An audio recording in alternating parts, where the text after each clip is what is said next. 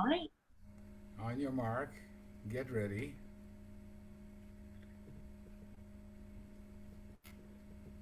And we are live. So it's You've Got Mel again. And You've Got Mel has a special guest, Risa Cohen. Welcome to the show. Thank you. Thank you so much for having me. I really And, appreciate it. and you got up early in Toledo, Ohio. It's not that early for me. It's 9 a.m. I've already gotten the kids to school, done my yoga, made my coffee. Hmm? What kind of yoga do you do? Oh, I've done lots of different forms, but lately I just do a 10-minute hatha stretch every morning. No big I, deal. I, I think that yoga is wonderful. It makes me very nervous, so I stopped doing it. But for people that it works for, it's wonderful. Anyway, we start the show with a jingle. Love the jingle. We have to do the jingle. Otherwise, it's not You've Got Mel, you know?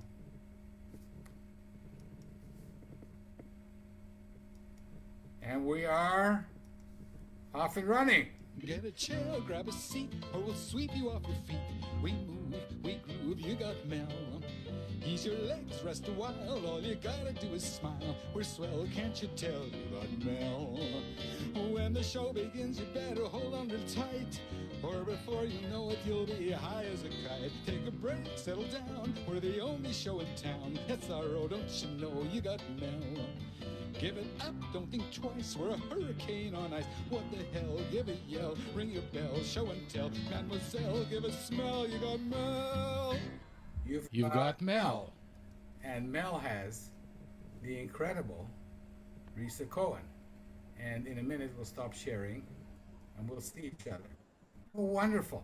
So you define yourself as an expert in literacy through music. And I love it. Can you Thanks. explain? Can you explain, like in a sentence? This program is about you, and I know you have a new initiative. So, just in one sentence, what do you do? So I teach children and their grown-ups literacy through music and love. To read through music? I teach reading and writing, and it's an integrated curriculum that incorporates music and movement. Okay, it's wonderful. And afterwards, you'll put the link where people can find out about it underneath this. Singintoreading.com. Yep, Okay, singing. so now we've done the commercials. Uh, this show is brought to you by Our Books, the world's simplest platform for creating free interactive books.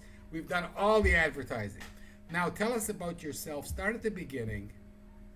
What's a nice Jewish girl like you doing in Toledo, Ohio? Start at the beginning. All right, so like beginning where I was born.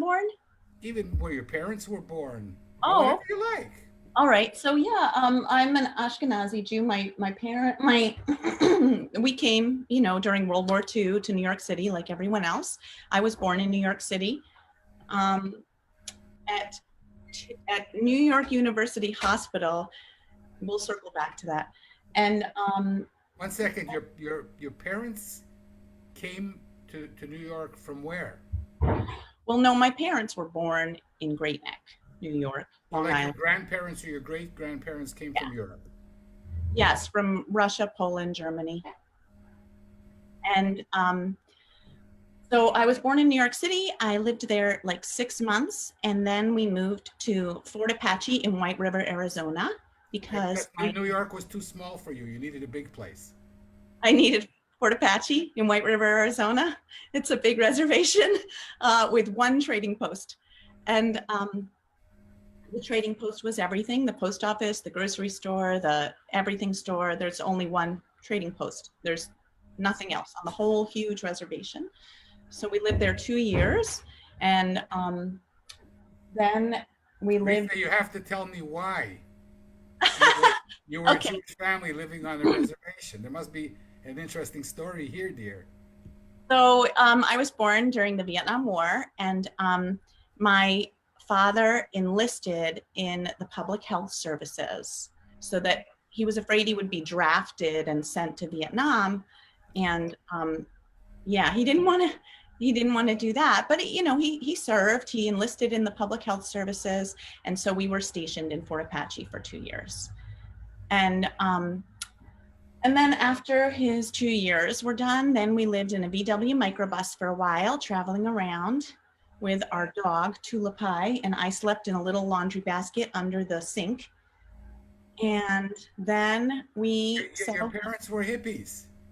You could say that. You wouldn't know it meeting them now, but you could say that. I've seen the pictures. Send pictures, Risa. Okay. So then we settled down in New Haven, Connecticut. My dad was a doctor at Yale New Haven Hospital, and he's an OBGYN. And we lived in New Haven for a while. Then we moved to What's his name? What's his name? Dr. Ian Cohen. Okay. And Okay, is he still serving the public? he is. He Okay. he is. He's So anybody who needs a good OB/GYN in New Haven? well, he's in Waterbury now. Uh, well, okay, But there's people in Waterbury who yeah, have babies and stuff, right? yeah. I don't know. I don't think he's taking new patients right now, but yeah. Okay. Um, so we settled down in New Haven. Then we moved to a suburb called Woodbridge, and I grew up there. And then when I went to college, I went to NYU, to New York University, and I studied acting. I got a BFA in acting from what is now Tisch University, Tisch School of the Arts at New York University. And it's funny, it circles back because I was born at New York University Hospital, which is now Tisch Hospital. So, But one second, we're getting ahead of us here. What kind of girl were you?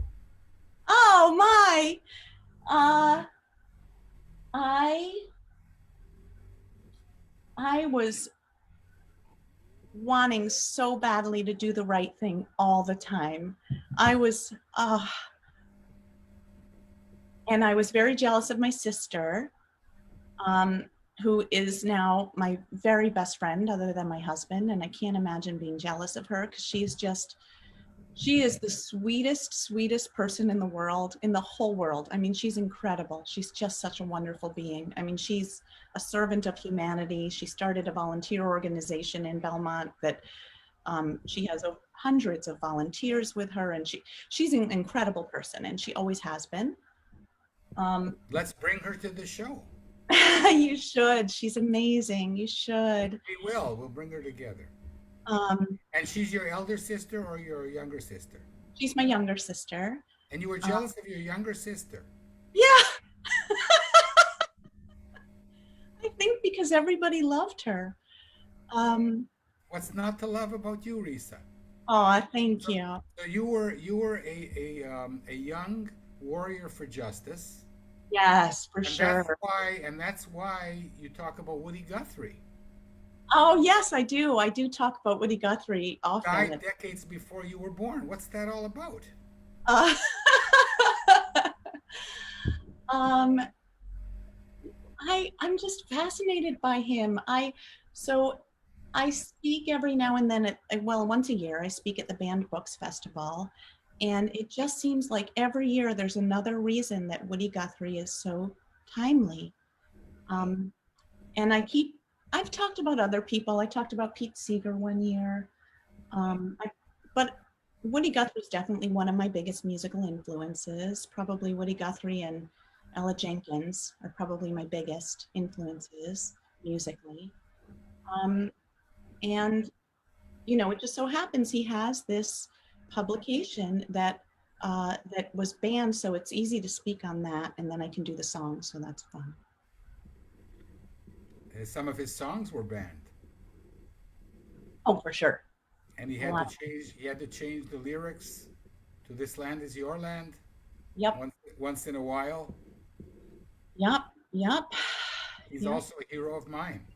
Aw, So you did your bachelor's degree in acting, which is terrific. So you're an actor, and then you became a kindergarten teacher. yeah. What was that about? Well, when I was a little girl, you asked me how I was as a girl. I thought I would be a teacher at first, and then I thought I wanted to be an actress. So I've always felt called to it. My mother was a teacher. My mother started one of the first Head Starts in New York City.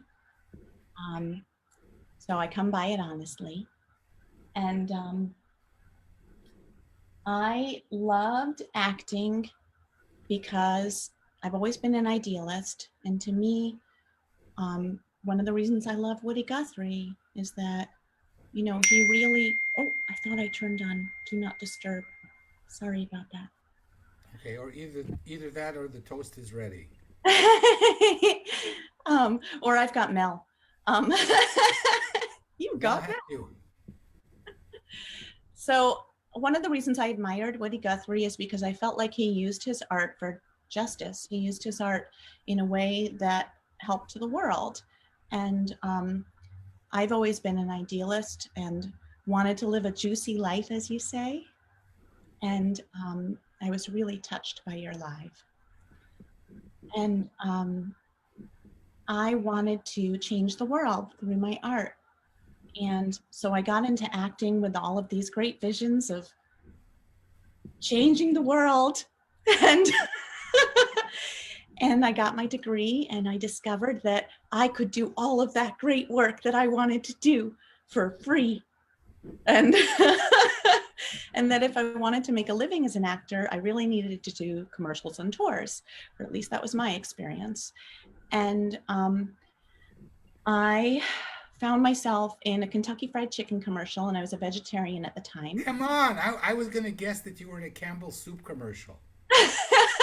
And I said to But that my, you were in a Kentucky Fried Chicken commercial?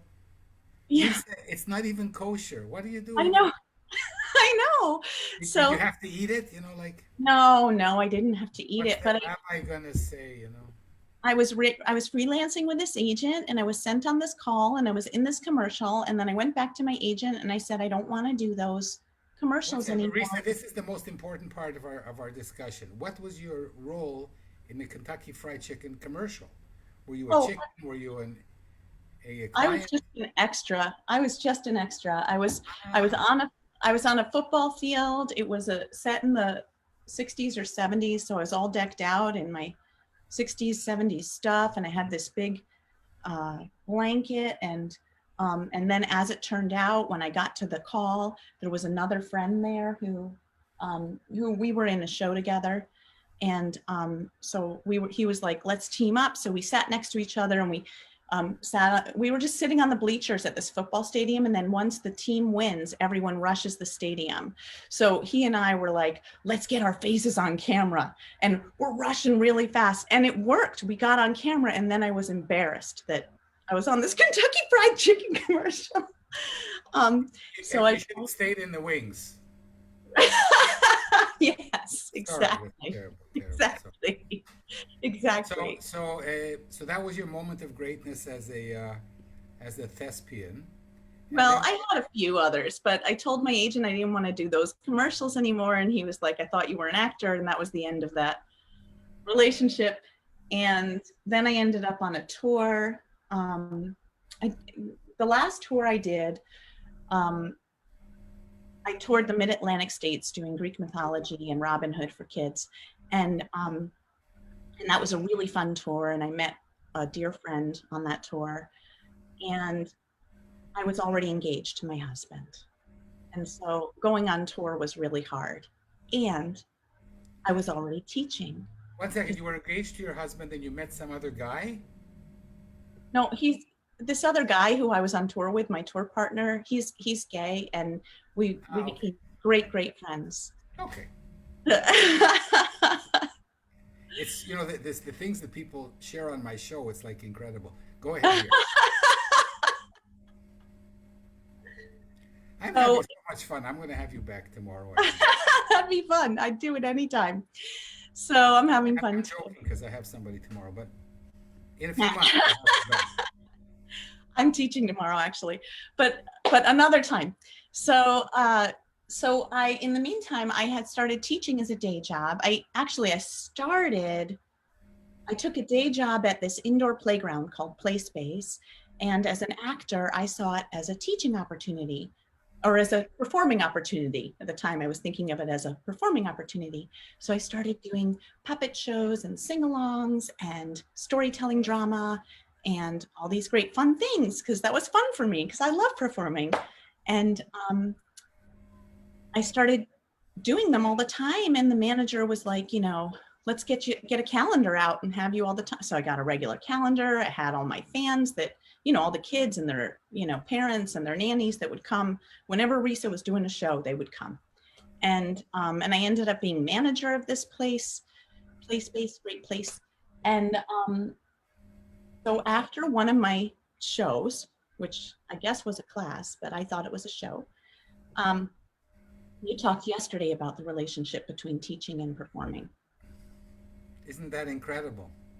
And I think that a good teacher is a performer.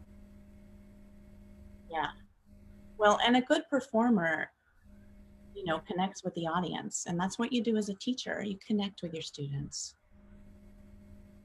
If the students are lucky to have you as a teacher.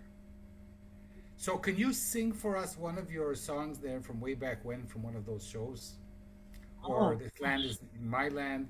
You have you have an incredible voice, by the way. Oh, thank you. I heard you sing. Oh, thank you. Yeah, let's see. What did I used to do back then? Yeah, I could do This Land Is Your Land. I know I can do that one, because this is actually my song. It's better than doing the Kentucky Fried Chicken thing. So this song, when I was growing up, my mother played guitar, and my father was one of 7, now 6 siblings. And we used to get together with the whole family about once a month, big gathering. And my mother had taught everyone, all the grown-ups, one song. And every time we got together, they would pass the guitar around and everyone would do their song. So every time we got together, my dad would do Dark as a Dungeon, my Aunt Jane would do Bottle of Wine. These weren't all children's songs, but that was their song.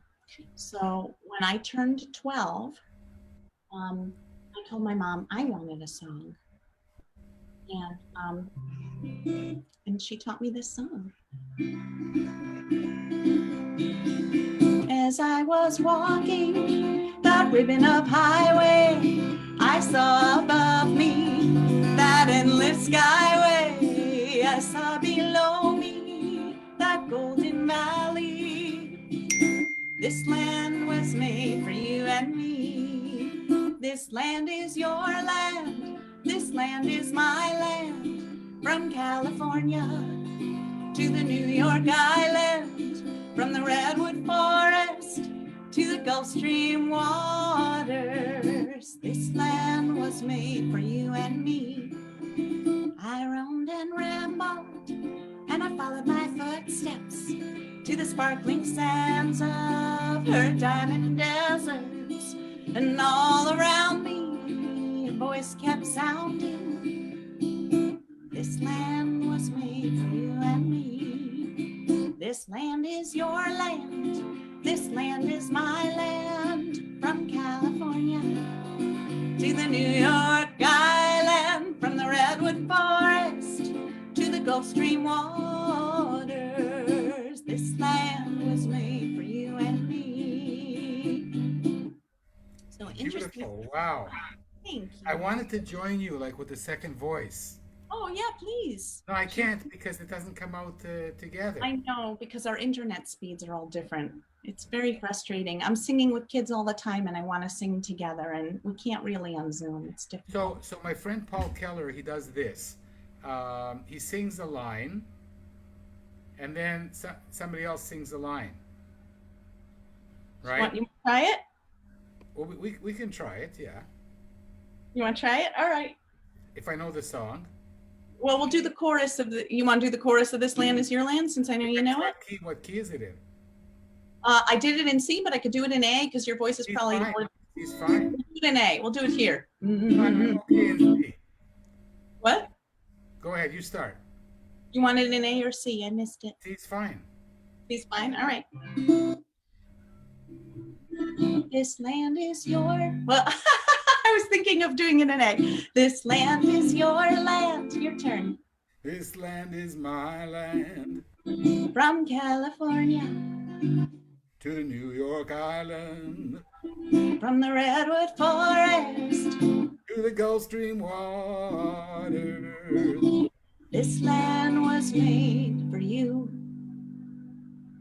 And me. we both went up a third. That's the Yeah, that's yeah. the That's what you do. yeah. Yeah, that was fun. That was Yeah. fun. So this is Paul Keller's invention for singing together. Yeah, I do it in my classes too. I didn't know he invented it. I'm not sure he invented it, but I love him, so I'm giving him credit. He also did a Christmas show and incorporated a Hanukkah song. And I know you do Hanukkah songs, but I don't like Hanukkah songs, so we'll get back to it later. I'm getting off track here. So then you decided to do your master's in education. Right. So I used to do these shows at Play Space, and after one of them, a nanny approached me and she told me, and someone who came to all my shows, she said that she taught art at this school and they were looking for a music teacher and would I be interested? And I was like, I'm not really a music teacher. And she was like, yes, you are. You're so much better than anyone the school has ever had. And I discovered there's a difference between being a musician and a music teacher. So, so I applied, I got that job. I decided I loved it. And that last tour that I did, I really missed my husband and I really missed teaching. And I decided I didn't want to leave teaching again. And that was what I really wanted to do. So I pursued my master's. And I got a master's in early childhood and elementary education from Bank Street College. And then I went into the classroom and I taught a K-1 loop in New York City public schools. Wow, I envy your students. They must have Oh, had a ball. you know, we had a really good time. And interesting story. Just last week, I got an email from a librarian at Torrington Library, and she said that they're doing these story times and they incorporate music and movement, and can I help them with what they can do online, because all of it's online now. And she said, I don't know if you remember me, I was one of your kindergarten students. And I totally remember her. And she Isn't said she still remembers all the songs. She said anytime she finds one of her favorite books, she remembers me reading it, and she's a librarian.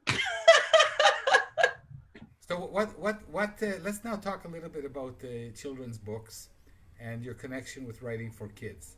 I have a theory, and my theory is that those of us who write for children are stuck back at some age of our childhood. And the age of children that we write for is the age that we're stuck at. So if I'm right in your case, what age are you stuck at? An interesting theory.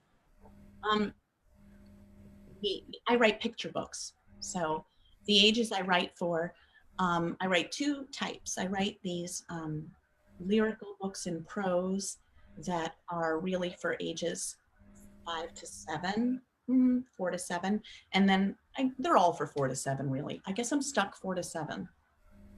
But if you were to pick a specific age between 4 and 7, it would be 5 or 6. Maybe, yeah, 5. Do you know why? No. Well, Risa, now we have homework. Because I also write for 5-year-olds, and that's where I'm stuck. And I've been stuck a lot longer than you have. Yeah, I don't. Why are you stuck at 5? No, but this program is about you, dear. Okay. When the show is you've got Risa, you can give me a call and I'll be on All yours. right. All right. All right. So what does the young 5-year-old Risa have to exorcise? I don't know. Let's see. I started kindergarten when I was 4. Um, I, uh, you know, I know that was I had some social issues that year. I had some social issues that year. I had grown up with this close knit group of friends that we were in like a play group together because all our parents were friends, all our moms were friends. And it was like our homemade preschool. So there were about 5 of us, and all the moms were good friends. And all the kids would get together. I think there were 5. And each day, 2 of the moms would sit in the kitchen while all the 5 kids were in the basement doing whatever. I mean, this was the 70s. And the 3 moms who were off duty could go do errands or whatever. And then we would rotate houses. And I was Hippies, I told you, hippies. I was really good friends with all the people in this group. And then we got to kindergarten, and most of them were boys, and they discovered I had cooties. And You had cooties? I was a girl. What does And cooties mean? well, maybe you don't have it in Israel. I was in Canada. Oh, you were in Canada? What have I been missing my whole life? Oh, so like girls say that boys have cooties and boys say that girls have cooties. It's like maybe they don't do it anymore, but when I was growing up, that's what they said. I don't know. It's like, And all the hundreds of people who are watching us know what cooties are except for me? no, probably not. It's probably just, I don't know. It's something I thought everyone knew because I grew up 5 where I grew up 5, but probably no one else. Risa, this is the time now to share what cooties are for the world. I don't even know. It was like germs or something. I don't even know. I was too embarrassed to ask what are cooties and admit I didn't know what they were. I don't know. But we would have cootie spray. So like anytime anytime I went near any of my friends, they would go, cootie spray, shh. Okay, listen, I've never heard about this before. And this is a terrific idea for a book. And if you don't write it, I'm going to write it. I'll write it. I'll write the cootie spray book. And you know, my job is not to give you ideas for your children's books. I'm sure you have them, but you should write about this. Yes, I should. Yes, I should. One of my cootie spray issues as a 5-year-old was being left-handed. So I'm trying now to write a children's book about it, unsuccessfully, but at least I'm trying. So I want to, I'll be your mentor with the cootie book, and you can mentor me with the lefties book. You know, that's another reason I might be stuck, because I was ambidextrous and my teacher made me right-handed. Oy And vey. everyone else in my family is left-handed. My mother, my father, my sister. Oy vey. Yeah. There you go. So maybe I'll write the story and you'll write music to it. I think you can write your own music too. We can both write about left-handed. I bet it would come out different. Okay, that's an idea. Let's now fast forward. So you fell in love, you got married, your husband became a professor, and you had to move to Toledo from New York. Nobody goes to Toledo because they want to go to Toledo. I don't even know where it is, you know. I mean, a few other things happened in the middle, but we moved to New York. We moved from New York to Toledo because there was more arts and culture. Just kidding. Just kidding. You had me for a minute. No, Ed got his PhD in theater and did a nationwide or even international, actually, job hunt for a tenure track position. And this is where we landed. He's at the University of Toledo. And that's how we got here. That's what I guessed. Yeah, you got it right. You know, the only other thing is to open a phone book and just to put your finger down and it says Toledo, Ohio. And most people would just do it again and put their finger down again until they got a normal place. But I'm sure Toledo, Ohio is wonderful. And before we get to back to your writing, as an adult, you also had 2 serious predicaments. So you've been challenged. Yeah, I've had a number of serious predicaments. I think we all have. It's hard to get through life without them. It's just part of life, right? It's life. But Did your buoyant spirit and wonderful personality help you get through difficult things in your life? oh, thank you. I think the people around me and the wonderful, buoyant spirits around me helped me get through difficult things in my life. Yeah. I'll tell you, and I think the two incidents you're referring to are surviving breast cancer and surviving a really bad car wreck that broke 7 bones and put me in the hospital for 6 weeks. Um, but at those times, it was definitely the people around me that got me through it. I can remember there was, there were a number of times when I started to feel my spirit sinking, and every time somebody pulled me up. There's one particular moment I remember.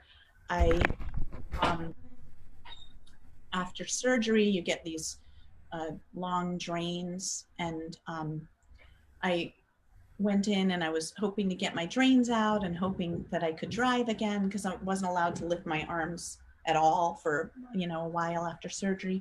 And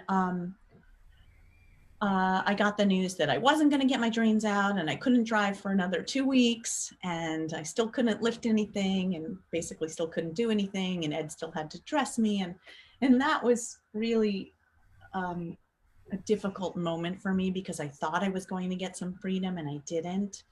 And um, Ed drove me back from the doctor's appointment, and when we got here, there was uh, uh, there was a delivery at my door, and it was soup and bread with a beautiful note from some colleagues at work. And I just felt so touched, and it saved me. And there were just so many moments like that, but it's the people around me that got me through, for sure. And I'm trusting that you're okay, and very brave also to talk about these things. Oh, thanks. Thank you. Yeah, thank God I'm in remission. I've been I've been clean for 5 years. So. Thanks God. And so if this weren't a challenge enough to you, you had this terrible road accident. What happened? Oh, I was just driving, and someone came out right in front of me to make a left turn. She just it's this really bad hairpin turn in Toledo that you shouldn't be allowed to make a left turn from this road. And she didn't see me, and she came out like right in front of me, and it was just a really, really bad car wreck. Um, and yeah, I broke 7 bones. I ended up with a frozen shoulder. It still affects some of the mobility in my right wrist and shoulder, but which is why I play a baby guitar now and not a full size. Yeah, I was gonna ask. I said, Yeah. what kind of guitar is that? Either that or you're a very giant human being. I couldn't figure it out. You know, I'm not big that giant. little guitar, and it's not a ukulele. What is that? Maybe So, you're a giant. I don't know.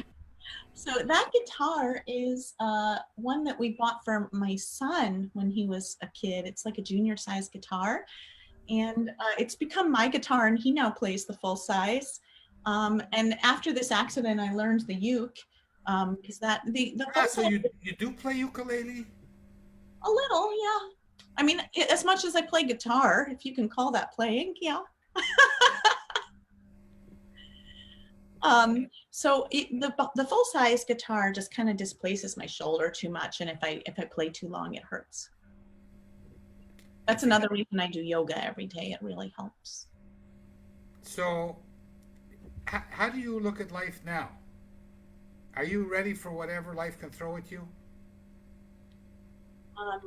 I'd like to think so. I mean, I I just started this business, singingtoreading.com. I just started this. It's online classes, Hmm. and I've been dreaming of doing this business for a long time. When Ah, because because I was going to ask you, why don't you just, like, you would be the best kindergarten teacher in North America. I have to say that one of the things that I'm very partial towards is kindergarten teachers, because my mom was one. My late mother was a kindergarten teacher, and I was once in a while her helper when I was young. So I have this terribly soft spot in my heart for kindergarten teachers. But you've decided to become a business person. You could make a lot of money being a kindergarten teacher. I don't get it. I have been a kindergarten teacher. I could still be a No, but I kindergarten. mean, now you could be a kindergarten teacher. Right, of course I Who needs could. to make money on these .com things? Well, it's not about the money for me so much as I have this vision of this integrated curriculum teaching literacy through music and movement. And I know that it's effective, and I've seen it in the classroom working better than any other method. And I want to share it. I want to share it with students. I want to share it with families. I want to share it with schools, with libraries. Um, and I know that it works. After getting my master's, then I continued my education, and I did professional development at the Reading and Writing Project at Teachers College at Columbia University, and I served on leadership groups there. And when I was a classroom teacher, my classroom served as a lab site for reading workshop and writing workshop. And people would come in from all over to learn, and I learned a lot about literacy. Literacy became my real passion. And in the classroom, I discovered that it was by incorporating music and movement that I could really effectively teach literacy to young children, because it just gets in your brain and your body. The music and movement puts the information in your brain and your body in a way that your soul can hear it. So it gets in their brain, it gets in their body, it gets in their soul. It's fun. And I want to share it with a wider audience. So can So you share something from your curriculum? yeah, sure. You thought I'd never ask, right?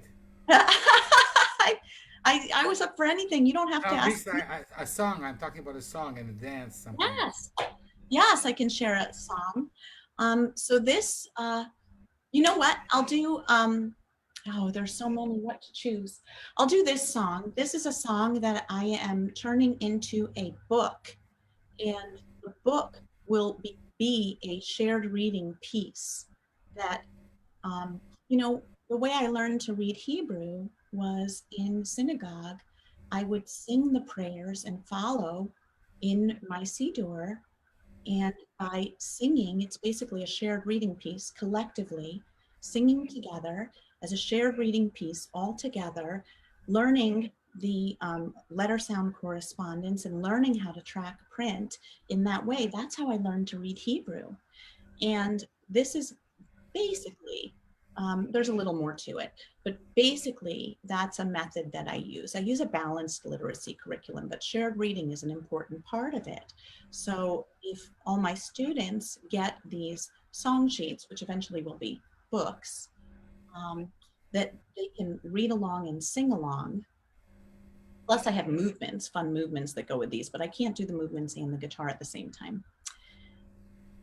And a lot of it is repetitive text, because that way they'll learn the repetition, learn to see the same thing over and over, hear the same thing over and over. It's a great way to learn that letter sound correspond. All right, here it is. Sorry, I'll stop talking. I'm just going to give you some encouragement. What's that? Julia Donaldson, who wrote the Gruffalo and a Yeah. 100 other wonderful books, Yeah. she started out as a songwriter. And she became like the world's foremost children's book writer. But she started out writing songs for the BBC. All right, I haven't done this one in a while. Let's see if I remember it. There's no jazz police here, dear. All right. So this one is Hurry Up, Honey. And everything that I'm saying that the child is doing, we act out. So we start out asleep, and then when I say wake up, we act out, let's wake up. So you can imagine us acting out the motions. Well, I'm going to act with you. What are you talking about? Yeah, go for it. Go for it. I'll be your So audience. you wake up, you'll eat your breakfast, you'll get dressed, I'll tell you what to do. You'll figure No, it but out. I eat oatmeal porridge for breakfast. That works. That's a good Okay. breakfast. All right. All right. I snore, by the way. What's that? That's okay. Oh, okay. Do you have a CPAP? Too many No, questions. I just Not snore. Get a life, everybody. My wife and I, we love each other dearly. We snore. It's been many years. I have a CPAP. It helps a lot.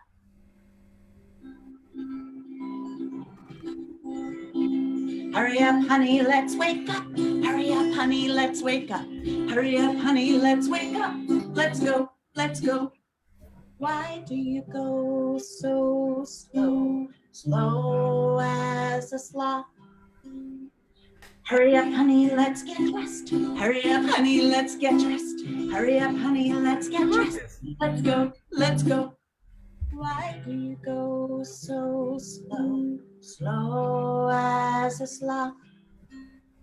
Hurry up, honey, let's brush your teeth. Hurry up, honey, let's brush your teeth. Hurry up, honey, let's brush your teeth. Let's go, let's go.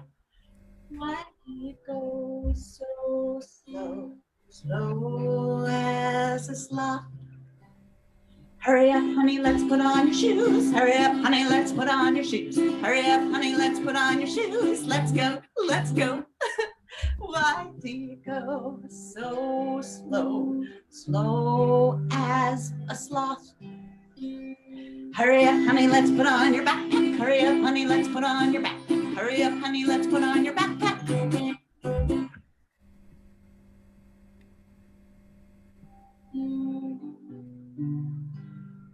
I had so much fun. I'm signing up. Come here, honey, give me a hug. Come here, honey, give me a hug. Come here, honey, give me a hug. I love you. Thank you, honey, for teaching me to slow down. Wow. That's incredible. No wonder you don't want to be a kindergarten teacher. When I grew up in Canada, and when I was on sabbatical, my daughter was 5. There was a trio named Bram, Lois, and somebody else. I don't even remember. Sharon, Lois, and Brown. Yes. And somehow you remind me of them.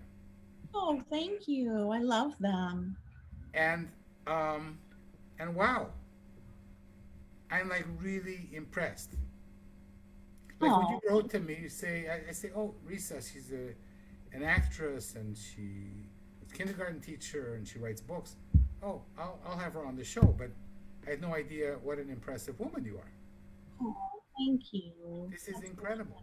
It's time to almost to say goodbye. And Oh, well, I loved this time and I so appreciate the opportunity. And I think you're a mensch and I really, really am a fan. thank you, dear. No, so I think that we can work together with our books and with your wonderful talent, and so we'll figure out what to do. You have to make money. I don't have to make money. I just have to be juicy. And this is Shiri's idea, not mine. But I decided in 2021 I'm going to be juicier. So, I don't think you can be juicier than you already are. You're pretty juicy. I know, but I can try. I can aspire to juiciosity. So I always ask my my interviewees about the Beatles. I have this. I'm fixated on the Beatles. I should have worn my Beatles shirt today. What about them? What do you want to know? Next time we get together, I'll wear my Beatles shirt and you can wear your Beatles shirt. All right, it's a deal. It's obvious you love the Beatles. What's your favorite song? Oh, it might be Hey Jude. My son is named Jude. Okay. That's wonderful. What's your favorite song? This program is about you, dear. I'll tell you, my favorite album is Sgt. Pepper's. That's like their pinnacle, except for Abbey Road. Yeah. Which is their pinnacle. And my favorite song is from the White Album, the double Beatles album. And you can guess what song it is. And maybe someday I will sing it for you. But if I ever get to Toledo, Ohio, or you come to appear in Tel Aviv, my grandchildren are going to love you. Yeah, I I would love it. love to go. I, And I'd listen, love to have you here. it's incredible. You know, I wrote a song about hurrying to the kindergarten, like waking We have up so in the much in morning and hurrying common. to the kindergarten.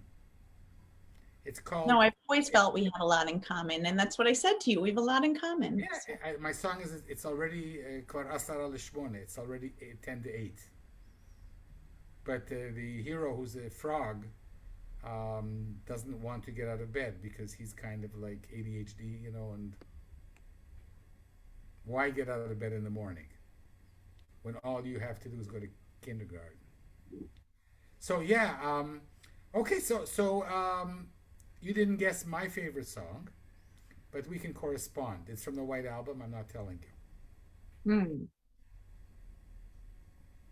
Is it back in the USSR? I'm not saying anything. Oh, Okay, okay. so it isn't. Risa, this has been incredible.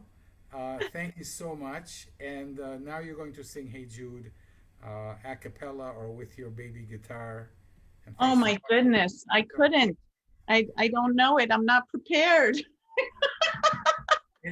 Well, the thing about an actor, you study the impromptu, right, and the improv, Yeah, I did. improvisation.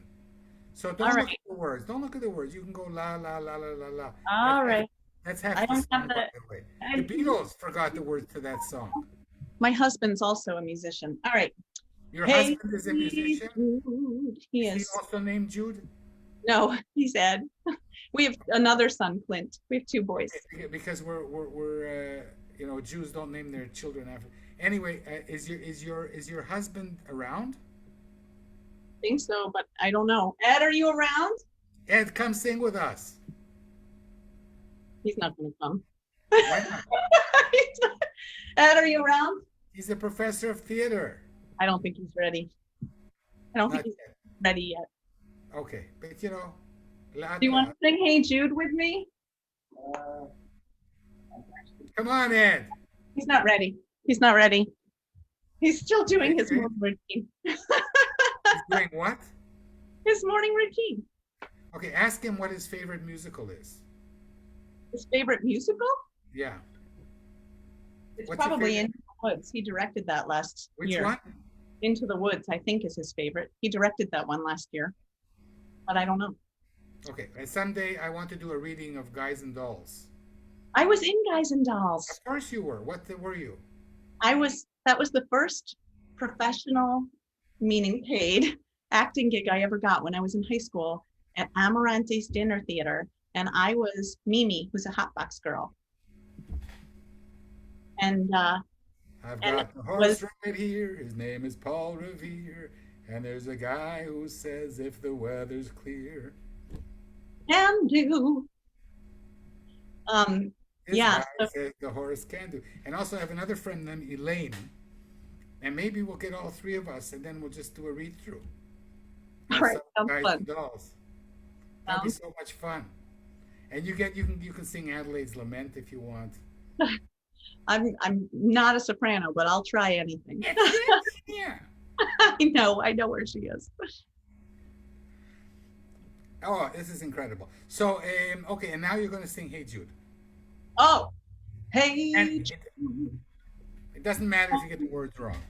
don't make it bad. Take a sad song and make it better. Remember to let her into your heart, and you can start to make it better. Hey Jude, don't be afraid. You were made to go out and get her. Breathe the minute you let her under your skin. Then you begin to make it better. All right. La la la la la La, la, la. la, la, na, na, na, Hey, Jude. Beautiful. Remarkable. Risa, thank you very much. It's been great having you on You've Got Mel. Don't forget to post the link where people can find you. I hope you're going to get tons of sign-ups. I certainly want my grandchildren to sign up. And there's Israeli kids, so they'll love it even more. So please be in touch and take care of yourself. Be healthy. Drive very carefully around hairpin turns until the next time we see each other, which I hope is soon. Thank you so much. It's been so much fun. Thank you. Thank you, dear.